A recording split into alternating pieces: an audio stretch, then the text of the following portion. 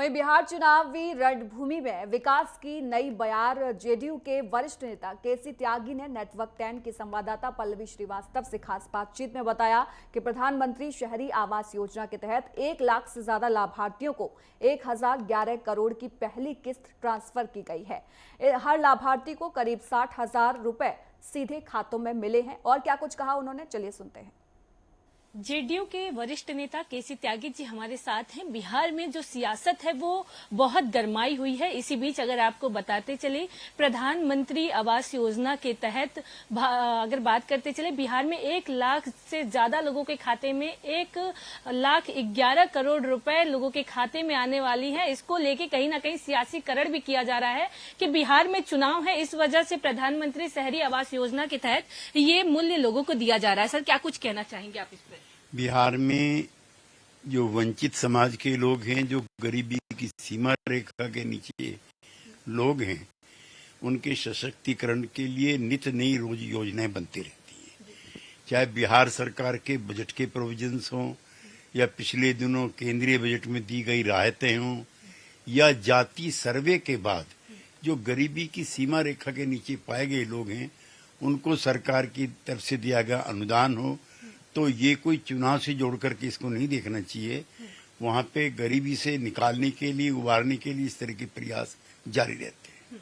Sir, जिस प्रकार से आप लोगों को प्रधानमंत्री शहरी आवास योजना ये मूल्य दिए जा रहे हैं, तो कहीं ना कहीं जो सियासत है वो, क्योंकि अभी चुनाव है, चुनाव के कुछ समय पहले ही ये आना, क्या किस दृष्टिकोण से आप देखते हैं?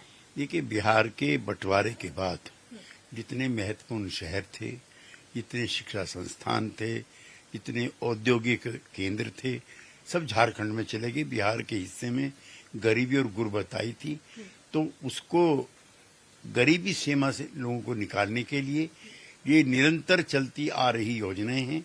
इनको चुनाव से जोड़ना ठीक नहीं। सर, वहीं अगर बात करते चले जाति जनगणना की, तो जाति जनगणना को भी जब से प्रधानमंत्री नरेंद्र मोदी की तरफ से कहा गया है कि जाति जनगणना कराई जाएगी, तब से जो अपोजिशन पार्टी है उनका लगातार कहना है ये हमारे मुद्दे थे, अब भारतीय जनता पार्टी इसे ला रही है क्योंकि बिहार में चुनाव है। आपकी जानकारी के लिए 1953 में जब पंडित नेहरू की सरकार थी, तब पिछड़े वर्गों की जांच पड़ताल के लिए काका कालेलकर कमीशन बना था, जिसकी रिकमेंडेशन आज तक पूरी नहीं हुई। 1978 में मंडल कमीशन बना, जिसने 1982 में अपनी रिपोर्ट दी। 15 साल तक वो फाइलें धूल छांकती रही। जब वीपी सिंह जी प्रधानमंत्री बने, उस समय मैं भी संसद का सदस्य था।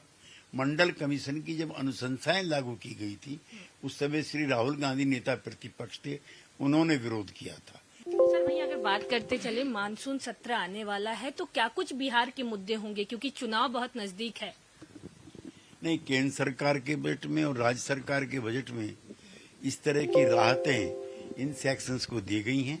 अलग से प्रधानमंत्री समय समय पर जाते हैं, घोषणाएं करते हैं, और बिहार की सरकार भी निरंतर चुनाव की दृष्टि में नहीं, यूं ही सशक्तिकरण के लिए निरंतर प्रयासरत रहती है।